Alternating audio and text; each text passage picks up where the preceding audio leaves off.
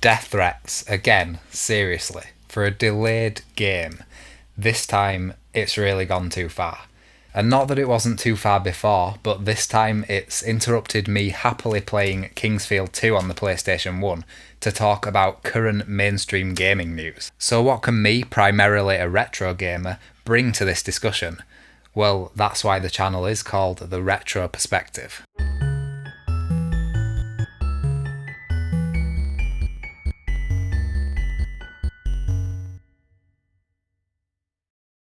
Let's try and think logically about the thought processes that these people go through to be able to send a death threat to a company or people at a company just because a game was delayed.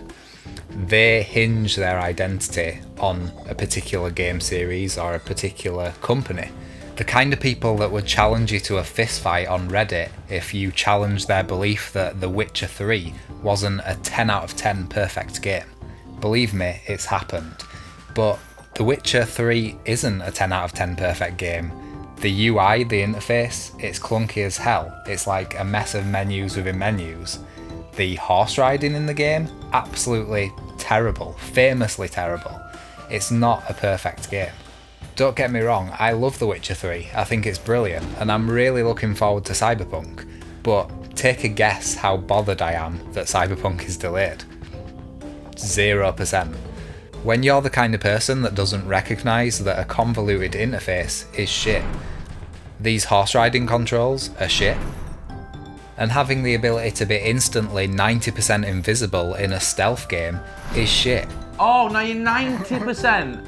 If you're that kind of person, you obviously don't care if a game's going to be released with loads of bugs and flaws. You just want the game to come out so you can say that it's a 10 out of 10 and a perfect game. Because I think psychologically that makes these people feel like they're a part of something, like they want to be in an echo chamber where everyone in that community believes that this is a perfect game. And having that game delayed is kind of a challenge of that belief. So what would my advice be as something for these people to do instead of sending death threats to CD Projekt Red? As someone with access to over 1,000 games.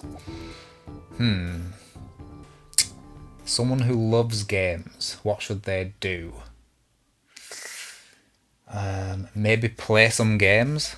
Seriously, why does the next game you play have to be Cyberpunk? And let me seriously ask you this question. Have you played Casper on the PS1? Why not? Seriously, you can go back and play all of these games, even on an emulator. I won't mind if you emulate this. Casper is a fantastic game, but maybe you're not into just like old style graphics, maybe you don't want to go back that far. PlayStation 3, tons of hidden gems. Folklore, have you played it? No, you haven't, have you? Because let's be honest, these people aren't playing games. They're not watching this video, because my channel is about games. They're on Twitter, causing drama, riling people up.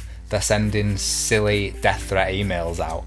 And I think that things like rampant consumerism, pre-order culture, and this modern game journalism that just focuses on all the new games and what's coming out next and trying to play games as fast as possible, these are all contributing to this terrible attitude that some people seem to have.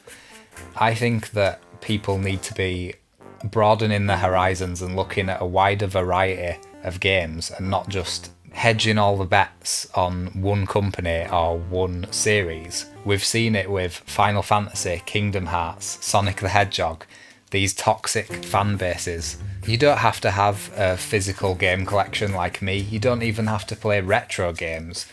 Just go look at Steam at games like Enter the Gungeon or Factorio. One price, one very cheap price, might I add, and all the updates that they've had on those games over the years and years that they've been around. Enter the Gungeon has had huge updates. It feels like a completely different game to where it started, same with Factorio. Find some of these indie titles, they're coming out all the time. Go on that journey with them.